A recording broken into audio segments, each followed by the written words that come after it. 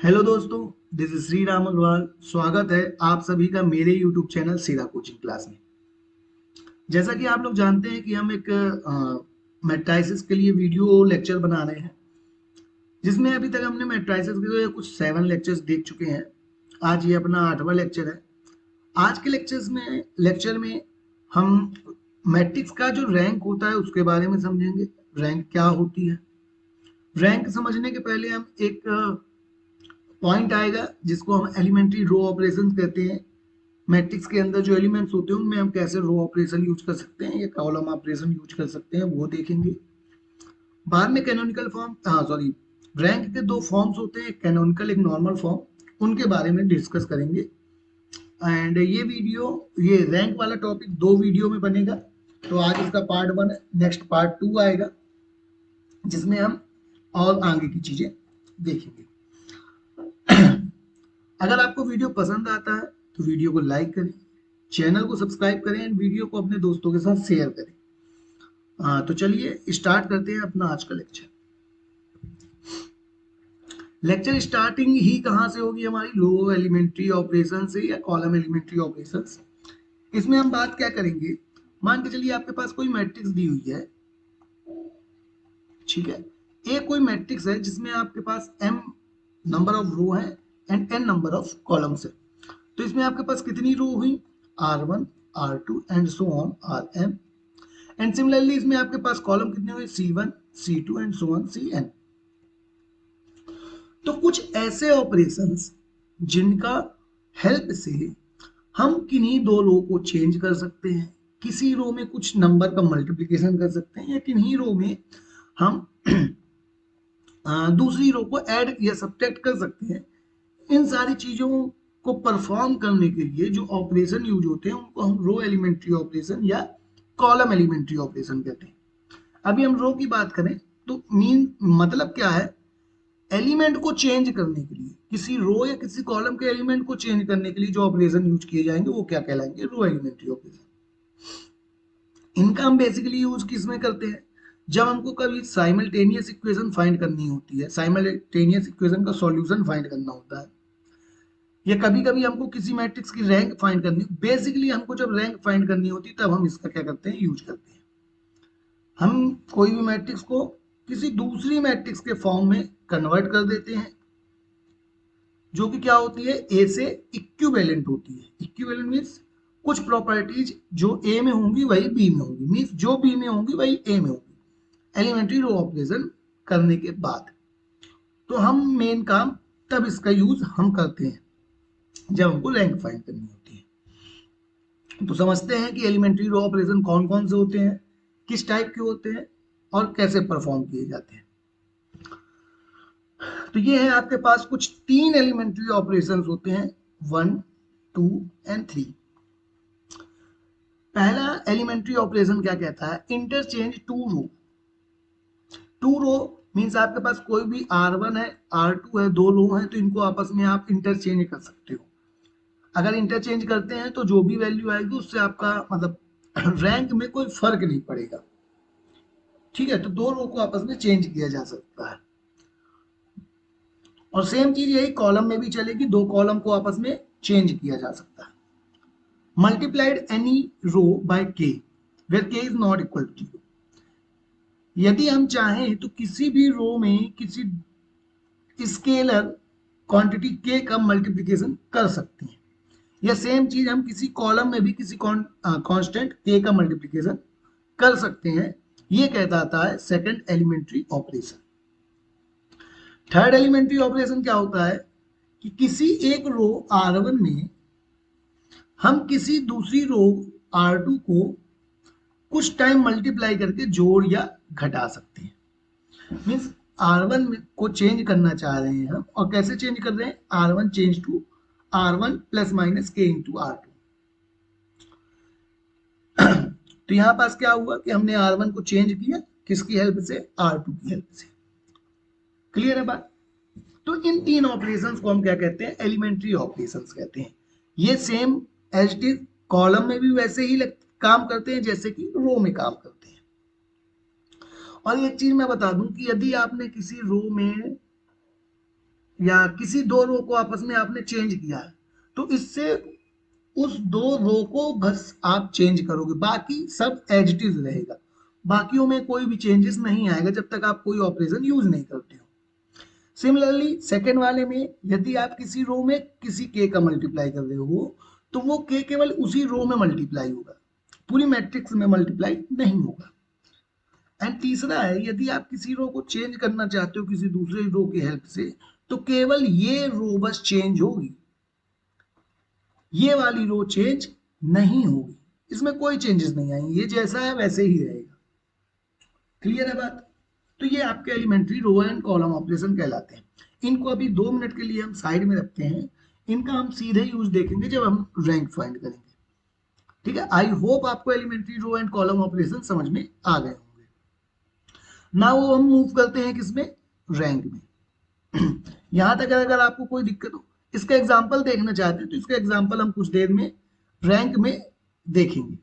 ठीक है, इसको अब कुछ देर के लिए होल्ड करते हैं।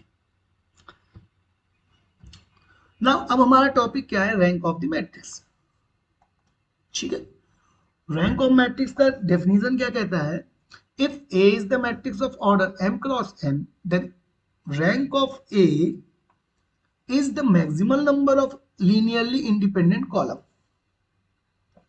ठीक है, इन ए, या फिर the maximal number of linear independent row in A, linear independent row. ठीक है, if a is equal to 0 then the rank of a is 0। यदि कोई मैट्रिक्स a है जो कि जीरो मैट्रिक्स है, जिसको हम नल मैट्रिक्स कहते हैं, तो हमारा रैंक क्या हो जाएगा, 0 हो जाएगा। तो पहले हम इस पॉइंट को समझते हैं कि लीनियरली इंडिपेंडेंट कॉलम या लीनियरली इंडिपेंडेंट रो का मतलब क्या है। तो मान के चलिए आपको कोई मैट्रिक्स दी हुई है 1 2 3 1 2 3 1 2 5। तो अगर मैं यहां पास देखूं तो आप देख रहे होगे कि ये जो दो रो है ये सेम एज इट इज है, बिल्कुल एक दूसरे के जैसे है। मतलब यदि यहां पास मैं किसी चीज का मल्टीप्लाई करूं तो मुझे दूसरी रो मिल जाएगी। अगर मैं यहां किसी चीज का मल्टीप्लाई करूं तो मुझे दूसरी रो मिल जाएगी, और वो क्या होगा नंबर, वो नंबर होगा 1। ठीक है, मींस क्या हुआ, आर सॉरी ये C1 है, C1 जो है वो C2 के बराबर है, या C1 जो है वो C2 का मल्टीपल है। ठीक है, क्लियर है बात? तो यहां पास अगर हम देखें तो ये दोनों रो कॉलम जो है वो क्या कहलाएंगे, डिपेंडेंट कॉलम, डिपेंडेंट कॉलम। लेकिन अब हम इसी कॉलम 1 को अगर 3 के साथ देखें तो क्या हम इन तीन रो ऑपरेशन का, रो या कॉलम ऑपरेशन का यूज करके, इन्हीं तीनों का यूज करके हम फर्स्ट रो से थर्ड रो बना सकते हैं क्या? हम फर्स्ट रो में अगर 1 का मल्टीप्लाई करते हैं, मल्टीप्लाइड बाय 1, तो क्या हमको थर्ड रो मिलेगी? या हम इस रो में किसी दूसरी रो को ऐड भी कर दे तब भी हमको कुछ मिलेगा? या हम दो रो को आपस में चेंज कर दे तब भी हमको क्या R3 मिल पाएगा? नहीं मिल पाएगा, है ना? तो यहां पास जो R3 या सॉरी C, ये C3 हो जाएगा, R निकल रहा है मुझसे, तो ये C1 और C3 क्या हो जाएंगे, इंडिपेंडेंट हो जाएंगे। इंडिपेंडेंट मीन्स एक दूसरे से इनका कोई वास्ता नहीं, वास्ता नहीं है मीन्स एक दूसरे से ना तो इनको बनाया जा सकता है ना ही मिटाया जा सकता। ठीक है, बनाना मिटाना मीन्स कि एक की हेल्प से दूसरे को हम बना नहीं सकते। जैसे हम यहाँ पास C1 से C2 को बना पा रहे हैं, C1 में 1 का मल्टीप्लाई करेंगे C2 आएगा, C2 में 1 का मल्टीप्लाई करेंगे C1 आएगा, है ना? लेकिन हम C1 में ऐसा कुछ भी मल्टीप्लाई नहीं कर सकते, ना किसी रो से जोड़ सकते हैं कि हमको C3 मिल जाए। तो इसको हम कहते हैं इंडिपेंडेंसी या इंडिपेंडेंट कॉलम या रो। सिमिलरली आप देख सकते हैं फर्स्ट रो में यदि मैं 2 का मल्टीप्लाई करूं तो मुझे सेकंड रो मिल जाएगी, या फिर सेकंड रो में मैं 2 का डिवाइड करूं तो मुझे फर्स्ट रो मिल जाएगी। मींस R1 जो है वो क्या है, R2 का 2 से डिवीजन। तो यहाँ पास हम देख रहे हैं कि R1 क्या है, R2 का हाफ है ना। तो ये दोनों क्या कहलाए, एक दूसरे से डिपेंडेंट कहलाए, ठीक है। तो ये कहलाता है लीनियरली डिपेंडेंसी एंड इंडिपेंडेंसी। तो मेनली हमको क्या देखना होता है, हमको ये देखना है कि हमारे पास कितने मैट्रिक्स में कितनी रो ऐसी हैं जो डिपेंडेंट है एंड इंडिपेंडेंट है। क्लियर है बात। तो आई होप आपको रैंक का जो डेफिनेशन है वो क्लियर हो गया होगा। अभी हम रैंक को जब परफॉर्म करेंगे किसी ऑपरेशन के, किसी मैट्रिक्स के लिए देखेंगे, तब आप और बेहतर तरीके से समझ पाएंगे। एंड अब हम देखें तो रैंक को हम कैसे रिप्रेजेंट करते हैं। रैंक को हम रिप्रेजेंट करते हैं एक नोटेशन रो से, ठीक है, जिसको हम क्या बोलते हैं, row of A means rank of A. यहाँ पास हमको क्या कुछ कंडीशंस दी हैं कि if A is the matrix, A कोई मैट्रिक्स है, then row of A means rank of A क्या होगी, मिनिमम होगी एम एन से। If A is regular matrix of order m cross n, rectangular matrix means यदि आपको कोई matrix दी हुई है 2/3 की, तो इसकी जो रैंक होगी वो क्या होगी, अगर ये मैट्रिक्स ए है तो वो ये बोल रहा है कि इन दोनों में जो मिनिमम होगा, मिनिमम क्या है, 2 है ना, 2 मिनिमम। तो रैंक जो होगी वो या तो 2 हो सकती है, तो 2 से लेस हो सकती है, 2 को कभी एक्सीड नहीं करेगी, ठीक है। मिनिमम ऑफ एम एन, ठीक, एम एन में जो भी छोटा होगा उसका। जैसे अगर यहाँ पास आपको कोई मैट्रिक्स दी हुई है 5x3 की, बी कोई मैट्रिक्स है, तो इसकी जो बी की रैंक होगी वो लेस देन और इक्वल टू 3 हो सकती है। सेम चीज हमको क्या दिया हुआ है, rank of A is less than n if A is square matrix of order n cross n. अब यहाँ पास एम एन दोनों सेम है, तो यहाँ पास लेस देन मिनिमम की कोई जरूरत ही नहीं है। मीन्स हमारे पास कोई मैट्रिक्स दी हुई है 5x5 की, तो इसका जो रैंक होगा वो किससे छोटा होगा, rank of C is equal less than और इक्वल टू 5। मीन सी की रैंक जो है वो 5 हो सकती है या 5 से छोटी हो सकती है, कभी भी इसको एक्सीड नहीं करेगी, ठीक है। तभी हम बता पाएंगे कि उसमें नंबर ऑफ इंडिपेंडेंट कॉलम कितने हैं, नंबर ऑफ इंडिपेंडेंट रो कितने हैं, ठीक है। तो आई होप आपको रैंक ऑफ मैट्रिक्स क्लियर होगा। बताइए बच्चों अगर क्लियर नहीं है तो चलिए आगे बढ़े, चलिए देखते हैं। अब देखिए क्या है कि there are some forms for finding rank. अच्छा, तो पहला फॉर्म क्या है, कैनोनिकल फॉर्म है, एंड दूसरा क्या है, नॉर्मल फॉर्म है।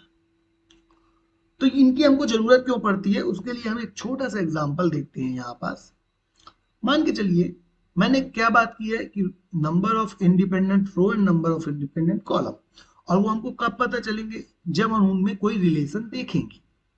लेकिन अगर हम कोई रिलेशन देखते हैं तो हमको थोड़ा सा क्या करना पड़ेगा, हर एक रो का, मान के चलिए यहाँ पास 3 रो है, R1 R2 R3, और हमको देखना है कि 2 रो डिपेंडेंट है इंडिपेंडेंट है, तो उसके लिए हमको क्या करना पड़ेगा, डिपेंडेंसी टेस्ट करना पड़ेगा, और उसमें हमको क्या है, थोड़ा सा टाइम जा सकता है। तो उसके लिए हम क्या कर सकते हैं, उसके लिए हम गिवन मैट्रिक्स को, जो भी हमको मैट्रिक्स गिवन है, मान के चलिए ए गिवन है, तो इस ए मैट्रिक्स को हम रो एलिमेंट्री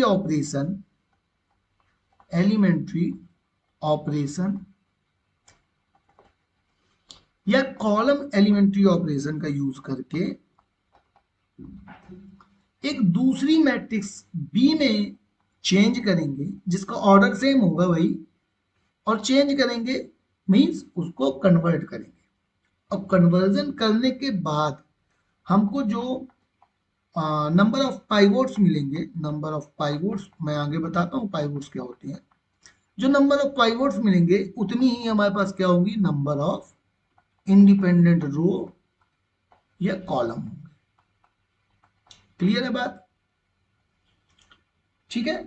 तो ऐसे में क्या होता है, ऐसे में हमको पता चल जाता है कि अगर बी की कोई रैंक है, बी की रैंक आ रही है मान के चलते स्मॉल आर, तो रैंक ऑफ बी जो आएगी वही क्या आएगी, रैंक ऑफ ए आएगी।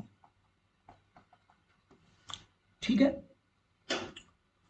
मीन्स यहां पास क्या बात चल रही है कि यदि हम किसी मैट्रिक्स में रो एलिमेंट्री ऑपरेशन या कॉलम एलिमेंट्री ऑपरेशन का यूज करते हैं तो उनसे, उन ऑपरेशन से मैट्रिक्स ए की रैंक में कोई फर्क नहीं पड़ेगा। ठीक है, हम क्या करेंगे, ए मैट्रिक्स को कन्वर्ट करेंगे किसी दूसरी मैट्रिक्स में और उस दूसरी मैट्रिक्स का रैंक हम फाइंड कर पाएंगे आसानी से, और हम बता देंगे कि हमारे पास जो ए मैट्रिक्स है उसकी भी रैंक क्या है, उतनी ही है जो रैंक बी है। क्लियर है बात? तो यहाँ पर दो फॉर्म है, एक कैनोनिकल फॉर्म है एंड दूसरा नॉर्मल फॉर्म है। कैनोनिकल फॉर्म को हम दूसरे शब्दों में रो एशेलॉन फॉर्म भी कहते हैं, सॉरी। एंड इस कैनोनिकल फॉर्म का आज हम देखेंगे हम, एंड नेक्स्ट हम देखेंगे नॉर्मल फॉर्म को नेक्स्ट वीडियो में। तो यहां तक अगर आपको कहीं कोई डाउट आता है तो आप मुझसे कमेंट सेक्शन में पूछ सकते हैं। अब हम चलते हैं इसके बाद कैनोनिकल फॉर्म में। आई होप आपको इतना क्लियर होगा।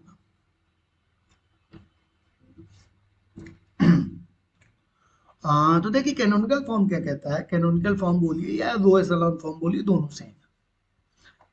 इसमें हमको कोई मैट्रिक्स दी हुई है, ठीक है, कोई भी मैट्रिक्स है, ए है, हमको इसकी रैंक फाइंड करना, फाइंड रैंक ऑफ ए। ठीक है, हमारे पास कुछ m क्रॉस n की मैट्रिक्स है। तो रो एशेलॉन फॉर्म क्या कहता है कि हमको सबसे पहली बात, जो फर्स्ट मैट्रिक्स दी गिवन है उस मैट्रिक्स का जो फर्स्ट सबसे पहला एलिमेंट है वो क्या होना चाहिए, 1 होना चाहिए। ठीक है, मान के चलिए अगर 1 नहीं आता है तो हम क्या करेंगे, उसको 1 बनाएंगे, और उसको 1 बनाने के लिए हम क्या करेंगे, किसी भी रो ऑपरेशन का यूज कर सकते हैं, किसी भी रो ऑपरेशन का। यहां पास हमको कॉलम ऑपरेशन का यूज नहीं करना है, हम यहां केवल रो ऑपरेशन यूज करेंगे। तो कैसे रो ऑपरेशन का यूज कर सकते हैं, हमारे पास 3 ऑपरेशन है, या तो हम दोनों रो को चेंज कर दें आपस में, या फिर हम क्या कर सकते हैं, एक रो को दूसरी रो से माइनस कर दें या प्लस कर दें, या दुगने को माइनस कर दें प्लस कर दें। जैसे मान के चलिए यहाँ पास होता 5 और यहाँ होता 3, तो हम क्या करते हैं, इसको 2 से मल्टीप्लाई करके, इसको 2 से मल्टीप्लाई करते तो ये हो जाता 6, और यहाँ पास मान के चलिए 5 है, तो ये देखिए ये 5, तो 6 को माइनस कर देते 5 से तो आ जाता 1। ठीक है, और फिर उसको हम क्या करते, रो चेंज कर देते तो हमको वैल्यू इस स्थान पर 1 मिल जाती। हमको केवल ये ध्यान रखना है कि मैट्रिक्स का सबसे पहला जो एलिमेंट होगा अगर वो नॉन जीरो है तो वो क्या होगा, 1 होगा। ठीक, first element of first row is 1। ठीक, पहली कंडीशन। एंड इसको 1 बनाने के बाद हम रो ऑपरेशन का यूज करके इसके नीचे के हर एक एलिमेंट को क्या करेंगे, 0 बना देंगे। First element of first row is 1 and all elements of this column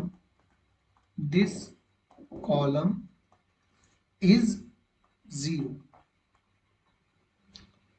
ठीक है, हमने क्या किया, फर्स्ट एलिमेंट को 1 बनाया और उसके नीचे के सारे एलिमेंट को 0 बना दिया with the help of row operation. ये फर्स्ट काम हुआ। अब हमारे पास फर्स्ट रो खत्म हो गई, फर्स्ट कॉलम खत्म हो गया। फर्स्ट रो फर्स्ट कॉलम के लिए इतना काम कि फर्स्ट एलिमेंट को हमने 1 बनाया, उसके नीचे के सारे एलिमेंट 0 बना दिए। नेक्स्ट हमारे पास क्या आता है कि यही प्रोसेस हमको सेकंड रो के लिए करनी है। अब देखिए यहां पास तो हमको क्या मिल गया, 0, तो इसके बाद हमको क्या मिलेगा, कोई कहीं पास हमको नॉन जीरो एलिमेंट मिलेगा। तो मान के चलिए यहां पास कोई नॉन जीरो एलिमेंट मिल गया 3। ठीक, तो इस नॉन जीरो एलिमेंट को 3 को हमको 1 बनाना है। ठीक, तो same first non zero element of R2 should be 1 and जब हम इसको 1 बना लेंगे तो इसकी हेल्प से हम क्या करेंगे, नीचे के सारे एलिमेंट को 0 कर देंगे and all below element is 0, मतलब इसके नीचे के सारे एलिमेंट क्या होने चाहिए, 0। एंड यही प्रोसेस हम अंत तक अपनाते जाएंगे जब तक कि हमको कोई भी एक, मतलब या तो सारी की सारी रो 0 मिल जाए या तो फिर हमको नॉन जीरो एलिमेंट कहीं बचे, ठीक है। एंड तीसरी कंडीशन ये होती है कि अगर बीच में हमको कोई 0 रो मिल जाती है तो उसको हम क्या करेंगे, सबसे नीचे ले जाएंगे and all 0 row in bottom of the matrix, bottom of the matrix, ठीक है। तो हम क्या करेंगे, रो को जो 0 रो है उसको सबसे नीचे ले जाएंगे, सबसे नीचे उसको ले जाके रख देंगे, ठीक है। जब इतना काम हो जाएगा, जब हमारा जो मैट्रिक्स है वो रो रिड्यूस फॉर्म में या कैनोनिकल फॉर्म में या एसलॉन फॉर्म में कन्वर्ट हो जाएगा, एसलॉन फॉर्म में कन्वर्ट हो जाएगा, तो ये एलिमेंट जो हमको हर एक मैट्रिक्स, हर एक रो में क्या मिल रहे हैं, पाइवोट्स, इनको हम कहते हैं पाइवोट्स। तो वो नॉन जीरो एलिमेंट जो मुझे हर एक रो में मिल रहे हैं उनकी गिनती ही क्या कहलाएगी, number of pivots in row echelon form is called number of rank of matrix, number of independent row या rank of is called rank of matrix, ठीक है। आई होप आपको क्लियर होगा। कैनोनिकल फॉर्म में क्या करना है, हमको सबसे पहला जो एलिमेंट दिया हुआ है उसको नॉन जीरो दिया है ना, अगर नॉन जीरो नहीं दिया तो नॉन जीरो बनाएंगे, अगर नॉन जीरो दिया है तो उसको 1 बनाएंगे। 1 बनाने के बाद उसके नीचे के हर एक एलिमेंट को हम उसी की हेल्प से क्या कर देंगे, 0 कर देंगे। जब ये काम हमारे साथ हो जाएगा तो हम क्या करेंगे, सेकेंड रो में जंप करेंगे एंड सेकेंड रो में पहला एलिमेंट तो 0 है, उसके बाद जो हमको पहला नॉन जीरो एलिमेंट मिलेगा उसको 1 बनाएंगे एंड उसके नीचे के सारे एलिमेंट को 0 बनाएंगे। एंड यही प्रोसेस हम कब तक करते जाएंगे, जब तक कि हमारे पास सारी रो क्या खत्म ना हो जाए या सारी रो 0 ना हो जाए, ठीक है। मींस या तो 0 होनी चाहिए या तो खत्म हो जाए, मतलब कोई भी नॉन जीरो रो बचेगा। यदि नॉन जीरो है तो उसमें यही प्रोसेस हम करते जाएंगे। जब ये सारी चीजें हो जाएंगी तो उसमें नंबर ऑफ जितने भी पाइवोट्स होंगे 1 2 3 4 जो भी होगा, तो उतने नंबर पाइवोट क्या कहलाएंगे, वही कहलाएगी आपकी rank. Means rank of A is equal to number of pivots, number of pivots, ठीक है। आई होप आपको ये क्लियर होगा। अगर कोई डाउट जाता है तो आप कमेंट सेक्शन में पूछ लो, मैं उसका आंसर करूंगा, ठीक। अब हम चलते हैं इसके क्वेश्चंस में, कुछ एक दो क्वेश्चंस देखते हैं, ठीक है।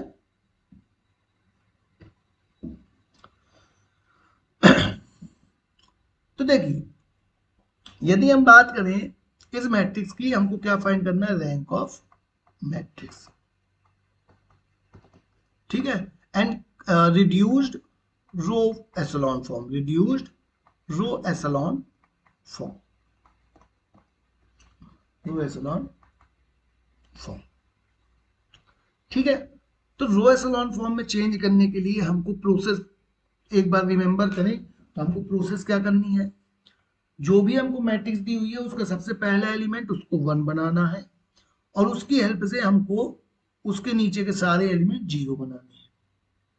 जब ऐसा हो जाएगा तो हम क्या करेंगे, सेकेंड रो में जंप करेंगे और यही प्रोसेस अपनाएंगे। अगर हमको कहीं बीच में कोई 0 रो मिल जाती है तो उसको हम सबसे नीचे ले जाएंगे। क्लियर है बात? तो चलिए स्टार्ट करते हैं। तो सबसे पहले हमने माना कि ए हमको कोई मैट्रिक्स दी है जिसकी वैल्यू क्या है, 1 2 1 माइनस का 1 2 माइनस 2 एंड 2 0 3। तो यहाँ पर देखिए आपको ये जो है सबसे पहला एलिमेंट है, एंड ये सबसे पहला एलिमेंट जो है वो नॉन जीरो भी है एंड वन भी है, ठीक है, नॉन जीरो एंड वन है। तो अब वन है तो हम, हमारी मेथड क्या कहती है एप्सिलॉन फॉर्म, कि आपको इसकी हेल्प से इनको एंड इनको जीरो बनाना है, इन दोनों एलिमेंट्स को, ठीक है। इनको जीरो बनाने के लिए हमको क्या करना पड़ेगा, हमको रो एलिमेंट्री ऑपरेशंस का यूज करना पड़ेगा। एंड रो एलिमेंट्री ऑपरेशन का यूज यहाँ पास कैसे करेंगे, यहाँ पास हम थर्ड वाले रो एलिमेंट्री ऑपरेशन का यूज करेंगे। रो एलिमेंट्री ऑपरेशन ये क्या कहता है कि हम किसी भी रो में चेंज करना चाहें तो उस रो में किसी दूसरी रो के का मल्टीप्लाई करके ऐड या सब्ट्रैक्शन कर सकते हैं, ठीक है। तो हमको इसको जीरो बनाना है, तो ये बताइए टू को वन की हेल्प से जीरो कब बना सकते हैं, जब हम इस वन में टू का मल्टीप्लाई करें और माइनस कर दें, ठीक है। एंड सिमिलरली अगर माइनस वन को हमको जीरो बनाना है तो ये जीरो हो जाएगा, तो माइनस वन को अगर जीरो बनाना है तो वन में वन का मल्टीप्लाई करके दोनों को जोड़ दे तो हमको क्या मिल जाएगा, जीरो। और यही सेम स्ट्रेटेजी का यूज करके हमको यहाँ काम करना है। हमको क्या करना है, R2 का फर्स्ट एलिमेंट जीरो बनाना है। एक चीज ध्यान रखिएगा, इसके बगल में क्या प्रोसेस हो रही है, क्या आएगा आंसर, उससे अभी हमको मतलब नहीं है। हम जब काम इस वाली रो पे कर रहे हैं तो हमको केवल इसी पे ध्यान देना है, ठीक है। तो R2 में हमको इसको जीरो करना है, तो R2 को जीरो करना है तो कैसे होगा, R2 माइनस कर दे क्या, -2R1, ठीक है। R1 में हमने 2 का मल्टीप्लाई करके R2 से माइनस कर दिया। एंड R3 को चेंज करना है तो क्या कर सकते हैं, R3 में हम R1 को ऐड कर दें, तो ये -1 है, ये +1 है, जीरो हो जाएगा। ये 2 है, ये -2 है, तो जीरो हो जाएगा, ठीक है। तो यहां पास हम करते हैं, अब ये देखिए यहां पास इक्विवेलेंट का साइन लगेगा इंस्टेड ऑफ इक्वल, तो ये क्या आएगा, देखिए यहां पास हमने फर्स्ट रो को कोई चेंज किया क्या, नहीं किया है ना, तो फर्स्ट रो जैसी है वैसी की वैसी ही आ जाएगी। सेकेंड रो में हमने क्या चेंज किया है, हमने सेकेंड रो को लिखा एंड उसमें फर्स्ट रो के दुगने का माइनस किया, तो फर्स्ट रो का दुगना क्या होगा, 1 इंटू 2 2, 1 इंटू 2 2, 2 इंटू 2 4, और इसको क्या कर देते हैं, माइनस माइनस माइनस, तो ये जीरो ये जीरो, तो ये दोनों आ गए जीरो, ये आ गया -4, तो ये आ जाएगा 0 0 -4। नेक्स्ट ऑपरेशन क्या लगाया था हमने, R3 को चेंज किया है हमने, R3 को कैसे, R3 + R1 से, तो R3 क्या है, ये क्या है R2 एंड ये है 2R1, तो R3 क्या है हमारे पास, हमको R3 दिया हुआ है, देखिए -1 -2 एंड 3, और हमने क्या किया है, हमने R1 को ऐड किया, तो R1 क्या है 1 1 2, दोनों को ऐड करेंगे तो ये वैल्यू हो जाएगी 0, ये दोनों आ जाएगा -1 एंड ये दोनों आ जाएगा 5, ठीक है। तो अब हमने क्या लिख दिया, 0 -1 एंड 5। क्लियर है बात, क्लियर है। अब नेक्स्ट स्टेप देखिए, नेक्स्ट हमको क्या करना है, हमारी मेथड कहती है कि सेम प्रोसेस आपको नेक्स्ट रो के लिए अप्लाई करना है। तो नेक्स्ट रो हमारी क्या है, नेक्स्ट रो में जो पहला नॉन जीरो एलिमेंट मिल रहा है वो है -4, लेकिन यहां थोड़ा सा ट्विस्ट है कि जब हमको नॉन जीरो एलिमेंट मिलता है, यदि उसके पहले कोई जीरो एलिमेंट आ रहा है तो उसके नीचे के सारे एलिमेंट क्या होने चाहिए, जीरो होने चाहिए, बट यहाँ पास ऐसा है नहीं। तो हम यहाँ पास क्या करते हैं, एक ऑपरेशन लगाते हैं, और वो ऑपरेशन क्या होगा, हम R2 को चेंज कर देते हैं R1 से, सॉरी R3 से। तो यहाँ पास देखिए क्या होगा, यहाँ होगा फर्स्ट रो जैसी है वैसी ही रहेगी 1 1 2, सेकेंड रो चेंज हो जाएगी, थर्ड रो में चली जाएगी 0 0 -4, and third row second row में आ जाएगी 0 -1 5। अब देखिए यहाँ पास जो नॉन जीरो एलिमेंट, यहाँ जीरो एलिमेंट आ रहा है तो वहां क्या आ गया, नॉन जीरो एलिमेंट। तो अब हम इस नॉन जीरो एलिमेंट को 1 बनाएंगे, तो 1 बनाने के लिए हम क्या कर सकते हैं, -1 का मल्टीप्लाई, तो R2 में -1 का मल्टीप्लाई कर देंगे तो ये 1 बन जाएगा। अब देखिए इसके नीचे 0 है तो इसको 0 बनाने की जरूरत नहीं है। एंड दूसरा काम क्या कर सकते हैं, इसको भी 1 बना सकते हैं। तो इसको 1 बनाने के लिए क्या करेंगे, R3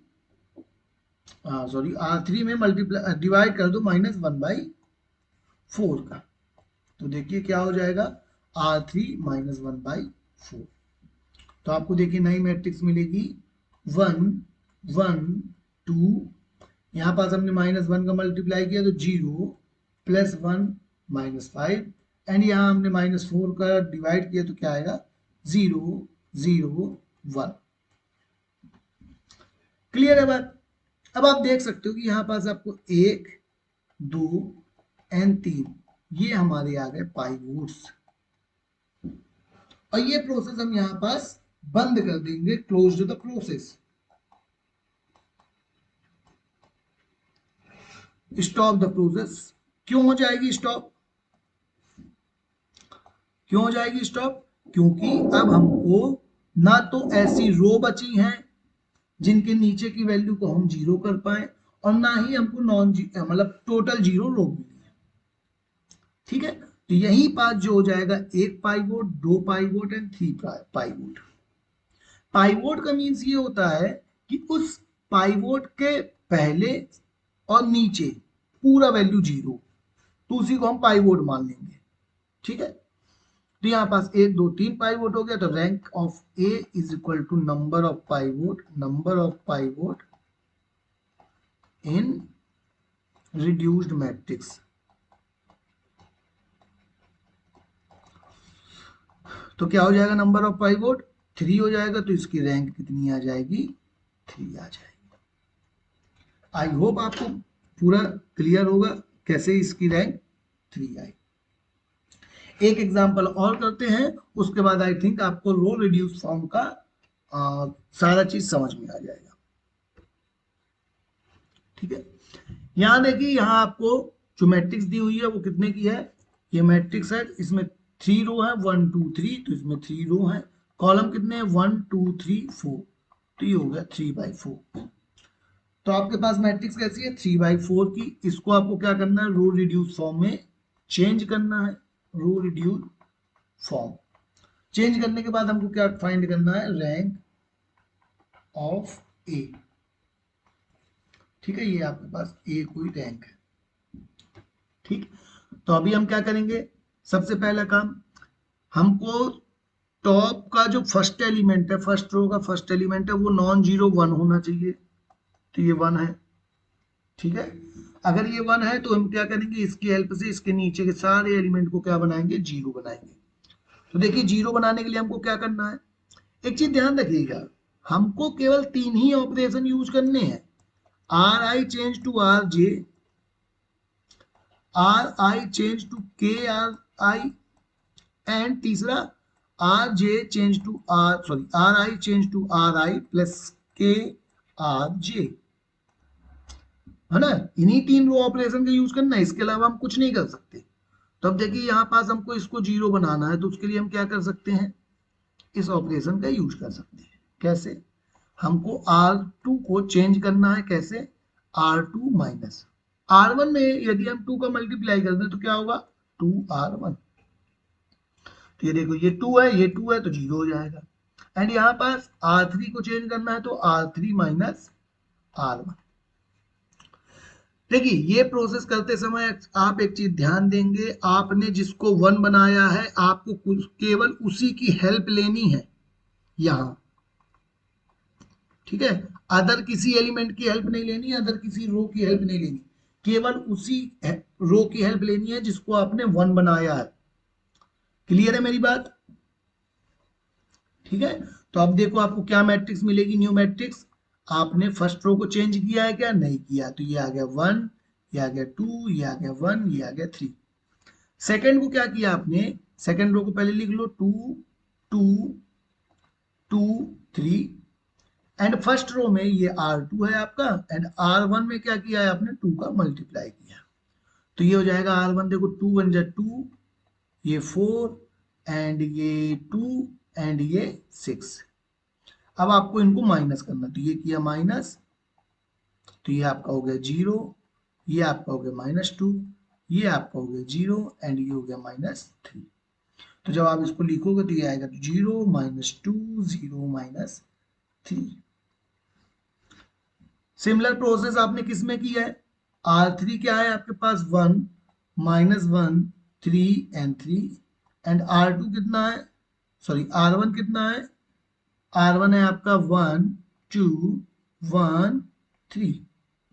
तो आपने क्या किया, इन दोनों को आपस में माइनस किया, तो ये माइनस करेंगे, ये माइनस ये माइनस ये माइनस, तो ये आपस में कैंसिल, 0 माइनस माइनस -3, 2 में से 1 गया 2 एंड ये 3 3 0, तो ये आपके पास मिलेगा 3 सॉरी 0 -3 2 0।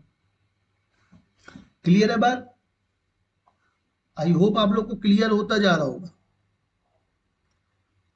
अगर थोड़ा भी कहीं डाउट आता है तो आप कमेंट सेक्शन में पूछ सकते हैं या थोड़ा सा वीडियो रिवाइंड करके फिर से देख सकते हैं, आपको आसानी होगी समझने में। ठीक है, तो ये आपके पास क्या आ गया है, ये आपके पास आ गया नया मैट्रिक्स। ठीक है, अब हमको क्या करना है, अब हमको इसको 1 बनाना है। ठीक, तो इसको 1 बनाने के लिए क्या कर सकते हैं, हम इसको 1 बनाने के लिए R2 में चेंज कर दें, हम -1/2 का मल्टीप्लीकेशन कर देते हैं, कर सकते हैं बच्चों। तो देखिए जब करेंगे तो हमको क्या मिलेगा, देखिए आपको मिलेगा फर्स्ट रो में कोई चेंज नहीं मिलेगा 1 2 1 3, सेकेंड रो में आपको क्या चेंज मिलेगा 0/2 0 आएगा, -2 divided by -2 which is 1, 0 divided -2 0 and -3 divided by -2 which is equal to 3/2 and third हमारा रो क्या होगा 0 -3 2 0। ना अभी हमारा एक काम क्या बचा है कि अब हम इसको यहां पास 0 कर दें, तो इसको 0 करने के लिए हमको क्या करना पड़ेगा, हम क्या कर सकते हैं, R3 को चेंज करना चाहते हैं तो R3 कर दें एंड माइनस कर दे 3R1 सॉरी 3R2। मैंने अभी आपको बताया ना कि जिस एलिमेंट को आप 1 बना रहे हो केवल उसी का हेल्प लोगे उसके नीचे वाले को 0 करने के लिए, बाकियों की हेल्प नहीं लोगे। ठीक है, तो देखिए क्या मिलेगा आपको, आपको यहाँ पास हम पहले होमवर्क रफ कर देते हैं। R3 क्या है 0 -3 2 0 एंड R2 क्या है, R2 में हम क्या कर रहे हैं 3 का मल्टीप्लाई, तो क्या मिलेगा देखिए R2 में 3 का मल्टीप्लाई 0, ये प्लस का 3 ये 0 एंड ये 9/2 और दोनों को हम क्या कर रहे हैं, दोनों को प्लस करना पड़ेगा, तो दोनों को हम क्या कर देंगे प्लस कर देंगे, तो ये 0 + 0 0 -3 + 3 0 2 + 0 2 एंड 0 + 9/2 9/2। तो आपको देखो नई मैट्रिक्स क्या मिलेगी, नई मैट्रिक्स मिलेगी 1 2 1 3, यहाँ सेकेंड रो में कोई चेंज नहीं आया तो 0 1 0 3/2 एंड लास्ट रो में क्या मिलेगा 0, ये मिल गया 0, ये हो गया 2 एंड ये हो गया 9/2। ठीक है, अभी हमको देखिए इसको 1 बनाना है, तो हम रो रिड्यूस फॉर्म में 1 तब बनाते हैं जब हमको उसके नीचे की वैल्यू 0 करना हो। अगर हमको 0 नहीं करना है तो हम इसको ऐसा छोड़ सकते हैं, अदरवाइज इसको 1 बनाना है तो हम क्या कर सकते हैं R3 में 1/2 का मल्टीप्लाई। तो देखिए हमको क्या मिल जाएगा, हमको मिल जाएगा 1 रो चेंज नहीं होगी, सेकेंड रो भी चेंज नहीं होगी, थर्ड रो में थोड़ा चेंज आएगा, वो क्या हो जाएगा 2 का डिवीजन, तो ये हो जाएगा 0 डिवाइडेड बाय 2 0, ये 0 ये 1 एंड ये 9/4 एंड अब यहाँ आप नंबर ऑफ पाइवोट्स गिनोगे तो ये नंबर ऑफ पाइवोट 2, ये नंबर ऑफ पाइवोट 3, तो आपको क्या मिलेगा number of pivots is equal to 3, then rank of A is equal to 3। ठीक है, तो ये आपका था रो रिड्यूस फॉर्म या echelon form of for finding rank of the matrix. तो आई होप आपने बड़े अच्छे से समझा होगा रो एलिमेंट्री ऑपरेशंस क्या होते हैं एंड हम रो एलिमेंट्री ऑपरेशन की हेल्प से किसी मैट्रिक्स का रैंक कैसे फाइंड करते हैं। इस वीडियो में हमने row elementary operation, rank of matrix and canonical form देखा। तो रैंक ऑफ मैट्रिक्स भी आपको क्लियर हो गया होगा एंड कैनोनिकल फॉर्म भी आपको क्लियर हो गया। अभी आप एक होमवर्क ले जाओ इसका, इसको आपको क्या करना है, रैंक ऑफ मैट्रिक्स फाइंड करनी है। ये आपके लिए एक होमवर्क है जिसमें आपको क्या करना है, rank of matrix A, rank of A find करनी है। और इसमें आपको क्या करना है, रो रिड्यूस फॉर्म करना है ना। ठीक है, सेम चीज है, आप इसको पहले 1 बनाओगे और 1 बना के बाकियों को आप 0 करोगे, यहां भी 1 बनाओगे फिर 0 करोगे, यहां भी 1 बनाओगे फिर 0 करोगे, और लास्ट में हम देखेंगे कि इसकी रैंक कितनी आ रही है। तो आई होप आपको आज का लेक्चर क्लियर होगा। नेक्स्ट लेक्चर में हम इसी चीज को देखेंगे, रैंक ऑफ मैट्रिक्स ही देखेंगे, रैंक ऑफ मैट्रिक्स, बट उसमें क्या देखेंगे हम उसमें देखेंगे नॉर्मल फॉर्म। नॉर्मल फॉर्म क्या होता है एंड उसकी हेल्प से हम कैसे मैट्रिक्स का रैंक है जो वो फाइंड कर सकते हैं। रैंक आपको क्यों फाइंड करना होता है वो आपको थर्ड लेक्चर में पता चलेगा, जब हम इसमें साइमल्टेनियस इक्वेशन वगैरह देखेंगे तो आप उससे आसानी से कर पाओ, उसके लिए हम रैंक फाइंड करते हैं। ठीक है, तो आज मैं यहाँ एक हिंट दे देता हूं। मिलते हैं नेक्स्ट वीडियो में जिसमें हम रैंक का एक दूसरा फॉर्म, नॉर्मल फॉर्म देखेंगे मैट्रिक्स का और उसकी हेल्प से रैंक निकालेंगे। तब तक के लिए थैंक यू, जय हिंद। वीडियो पसंद आता है तो वीडियो को लाइक करें, चैनल को सब्सक्राइब करें एंड वीडियो को ज्यादा से ज्यादा लोगों के साथ शेयर करें। ठीक है, मिलते हैं नेक्स्ट वीडियो में, जय हिंद।